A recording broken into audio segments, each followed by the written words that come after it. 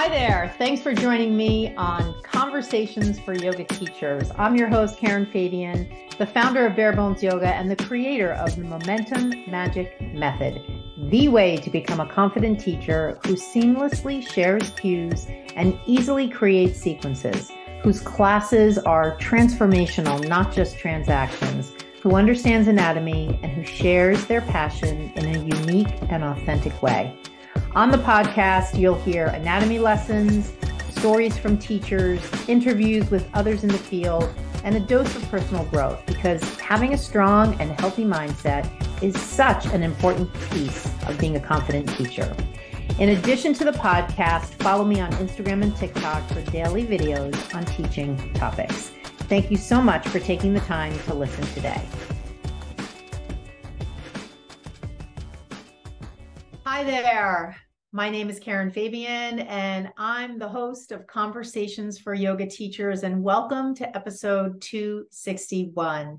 So you are either listening to this or maybe you are watching it, because this marks the first episode that I am doing in video format as well as audio. I'm going to hop back onto my chair. I decided this week that I want to add a video component to the show for anyone who has a chance to not be driving or walking their dog or doing whatever it is you do when you typically listen. And this gives you an opportunity to have a visual component to the podcast as well. So if you're a first-time listener, if you have been listening for a while, I want to welcome you and I want to thank you so much for taking the time to listen.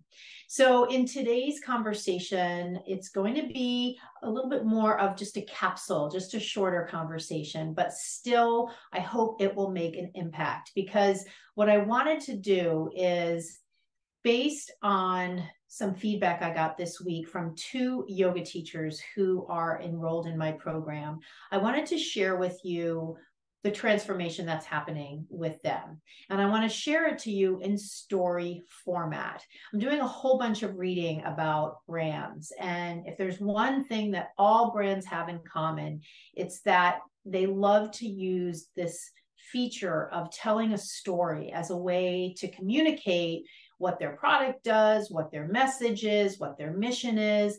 And for me, that's exactly what I'm about. I love using story as a way to share with you how I can help you and how I work with yoga teachers and the shifts that yoga teachers experience.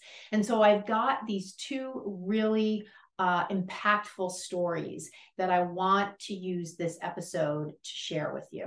So we're going to start there. The other thing I wanted to say before I dive into those stories is I want to thank you if you sent me happy birthday wishes. A lot of people heard the episode last week and sent me some birthday wishes on Facebook. My birthday on Instagram or Facebook, my birthday was September 29th. So I mentioned it in the last episode that I recorded right before my birthday. And the other thing I wanted to say, which is really exciting, is I'm almost at the podcast, because if you're listening, is almost at 100,000 downloads. So I want to thank you again so much for listening and being part of this podcast community. So let's just dive right in. And truth be told, I do have some notes. So it's kind of interesting for this first video format. I'm actually going to be doing some reading, which I know isn't great to do on camera, but there's just no way I can keep all of this information in my head, and I don't want to miss any detail.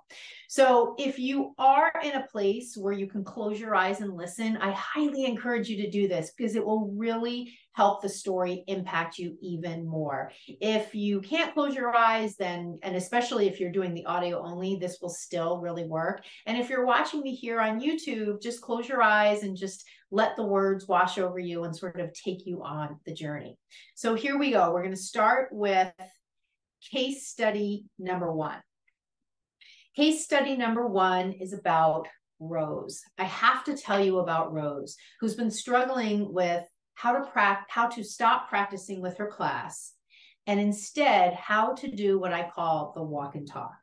The walk and talk is my teaching method of walking around the room instead of practicing with your class. And it's such a powerful way of teaching because you can see your students, they can hear you better. You can change your cues depending on what you see. It's hard for teachers to transition to this in their mind, but with the techniques that I show them, they're able to, over time, let go of that perception that they need to practice with their students and instead start to teach in this way. Now, Rose had tried to stop practicing with her class, and she felt that every time she stopped practicing, even for a few poses, the students would look at her as if to say, "Why aren't you practicing with us?" And so she felt pressured to jump back into practice. And this caused her to feel like she was forced to practice with her students. So she began to actually resent teaching. She felt like she wasn't fully stepping into her role as a teacher, and it was letting them drive her actions. So she felt like she was letting herself down. She felt pressure and stress every time she went to teach a class. But working with me inside my program, we were able to uncover the belief that was causing her to practice with her class, which was, "I believe they need me to practice with them, otherwise they won't know what to do." Once we uncovered that belief, we were able to see that there were other examples out there of classes she had attended where the teacher wasn't practicing with the class, and she still had a great experience as a student. We found plenty of examples of this. And in fact, she even came to my virtual class. I didn't do any yoga with the class. And she said, "Oh my God, this was just more evidence to me that the belief I had just actually wasn't true." She said, "My mind is changed." And then she said, "I can see how you can do the walk and talk and still support your students and allow them to have more agency over their practice. And I can share more helpful cues in class based upon what I see. I'm a believer now."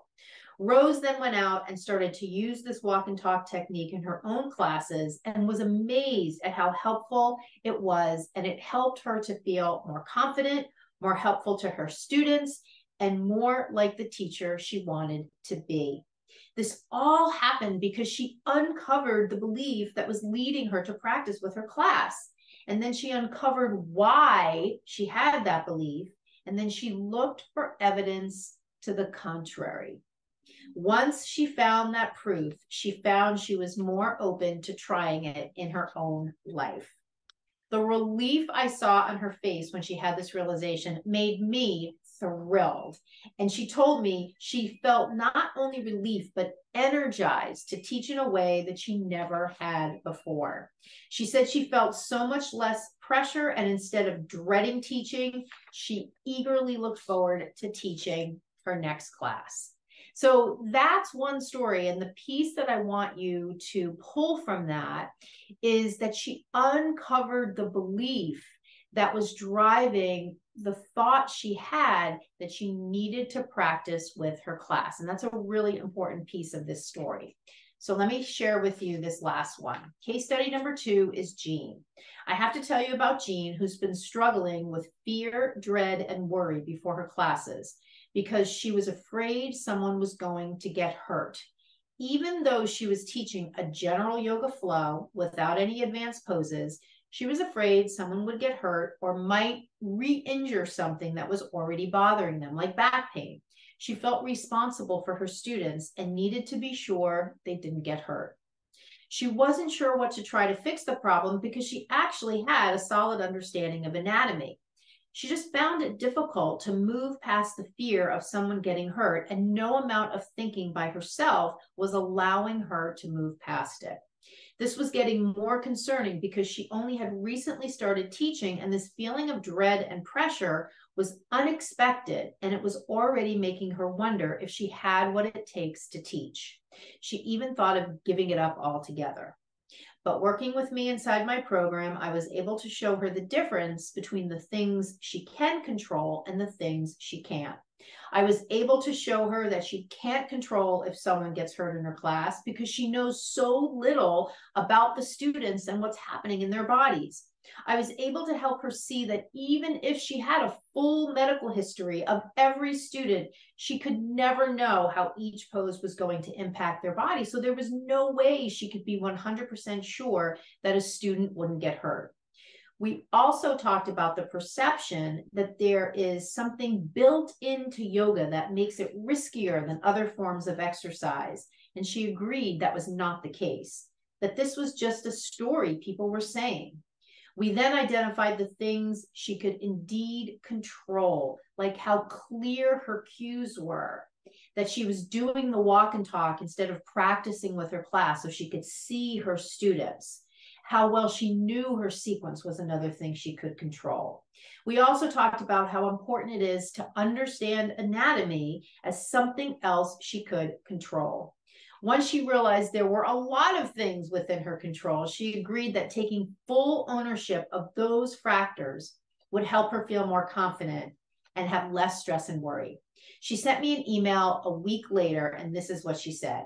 I just want to give you an update on how everything has been going after our chat about safe classes and listening to your podcast episode about the same.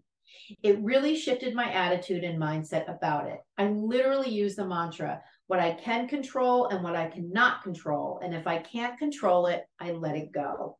I don't feel a sense of dread after teaching a class, and I'm a lot gentler on myself about being so perfect.